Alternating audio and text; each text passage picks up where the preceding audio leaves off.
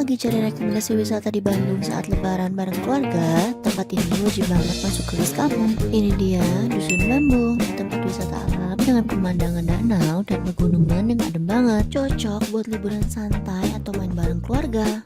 Tapi sebelum explore aku mau beli cemilan dulu. Ini dia snack favorit aku sekarang, Bon Cabe Macaroni Crispy Nacho Cheese level 2. Teksturnya crispy tapi nggak keras, rasa kejunya gurih dengan pedas khas Bon Cabe yang bikin nagih. Nah ini dia, di area We Family Outbound ada banyak wahana seru. Ada Pet of Water, dimana sepanjang jalur permainan ini kita bisa bermain air. Ada juga We Slide dan We Water Coaster buat seru-seruan bareng keluarga. Kalau kamu suka tantangan, bisa cobain We Grand Prix, balapan dengan go-kart kecil yang fun banget. Kalau mau santai, bisa naik sampan di danau sambil menikmati view alam Dusun Bambu. Ada juga We Playground, area bermain yang cocok buat anak-anak. Jadi semua usia bisa menikmati tempat wisata ini. Liburan sambil ditemenin cemilan jadi makin seru deh. Kemanapun saat liburan lebaran jadi makin seru kalau ditemenin Bon Cabe Macaroni Crispy.